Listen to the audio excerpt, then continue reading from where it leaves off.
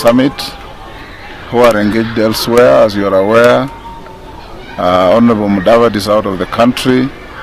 Honorable Kalonzo is on another mission, and Honorable Raila Odinga is also on a different mission, but within the country. By making courageous sacrifices, we have frequently gone on to much greater heights, as we did in the 2010 Constitution. Today, we are in one of those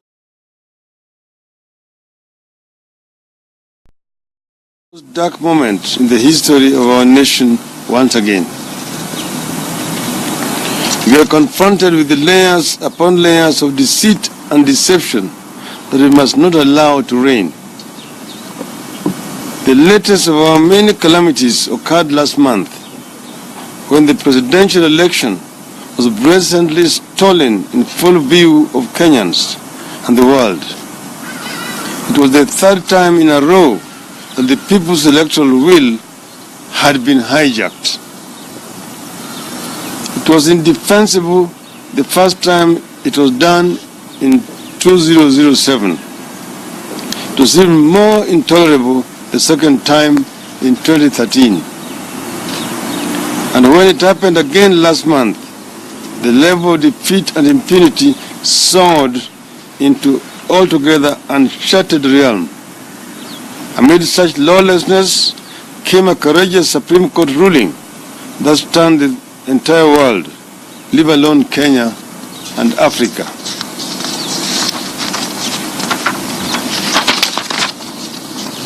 Genocide, ethnic cleansing, and unlawful war aside, few crimes are worse than the theft of a people's right to elect a leader who will address their challenges and fulfill their hopes.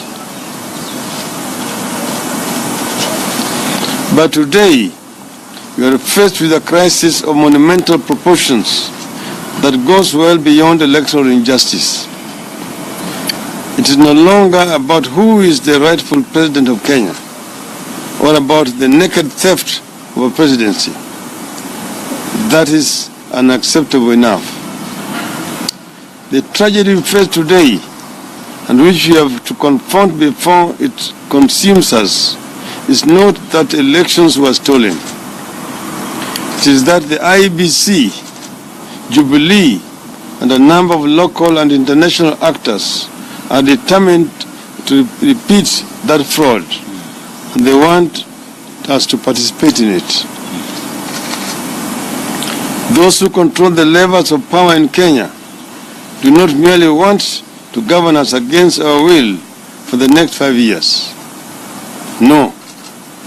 They want to ensure they will retain power forever by all means. That is the entire purpose of acting President Uhuru Kenyatta's courageous abuse, threats, and utterly lawless actions in recent days, which are designed to rally his base and other power centers and assure them that power will always stay with them, not just till 2022, but forever. To this end, Jubilee is determined to take Kenyans to another charade of elections whose result will be the same as the one that has been nullified.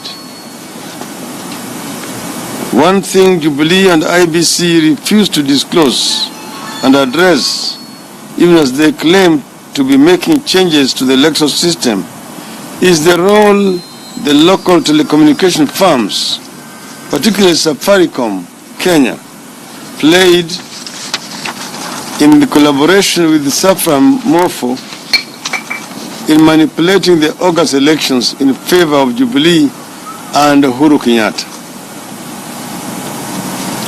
It is a matter of public record that SAFARICOM was contracted by the IEBC to transmit election results from the KIMS kits at the polling stations to the IEBC servers. All this data was to be conveyed via virtual private network, VPN, in order to ensure that there was no tampering of the results before reaching the servers. It has since come to our knowledge that one of these VPNs terminated at a cloud server registered in Spain but operated from France under the control of OTMOPO. Both VPNs were fully paid for by the IBC.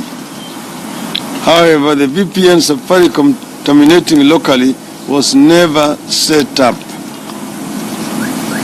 Consequently, results from the polling stations, the KIMS kits, left the country but never found their way back to IBC. In other words, the results which came from the polling stations were transmitted through IBC network to a server hosted in France, but they never came back to a server at Bomas of Kenya.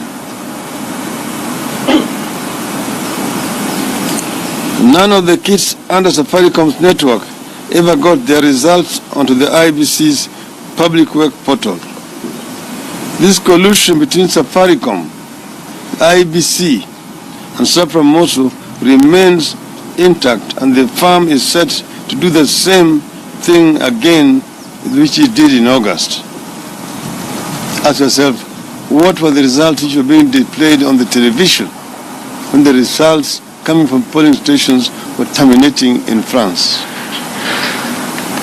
You are also aware that between July 25th and July 27th, the period immediately prior to the disappearance of the acting IBC ICT director, Mr. Chris Musando, hundreds of KIM kits were stolen from the IBC, and the information was shared with the SAFARICOM. On the election day, the stolen KIMS kits were allowed to continue operating on the SAFARICOM network, even though the company, they were operating on the SAFARICOM network, even though the company management knew those kits were not under the control of the IBC. SAFARICOM allowed this illegality to go on and did not even care to report the various illegal activities of these KIM kits. You remember that there were several results coming from ungazetted polling stations. We have the names of the 6 individuals at SAFARICOM who had intimate knowledge of this conspiracy and either actively participated or concealed the same.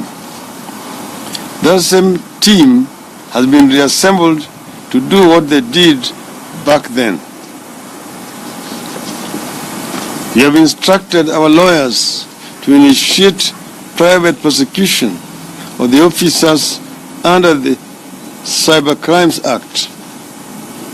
SAFARICOM is yet to come out on this matter, even as it prepares to take Kenyans for another charade of elections. The sum total of these developments is that the messing up of Kenyan elections were deliberate acts of conspiracy, omission and commission that are yet to be resolved. This conspiracy comes out at a time Jubilee has indicated that it will be passing new laws to make it impossible for the Supreme Court to nullify any future elections. The IBC clearly has no intention of reforming itself into a credible electoral institution. It is far too beholden to Jubilee to begin that process. In any event, IBC cannot begin the process of ensuring an honest election as long as those responsible for the irregularities and illegalities are still lurking in its corridors. IBC has refused to dismiss or suspend them. That is why we are today beginning this peaceful campaign to force them out by public pressure so that the process of a fair elections can at last begin. There are lawyers and webs of deception, there are layers and webs of deception and deceit that we must unravel and reclaim our country. Kenyans in no way want to hold another very expensive election which will be rigged again. End of statement.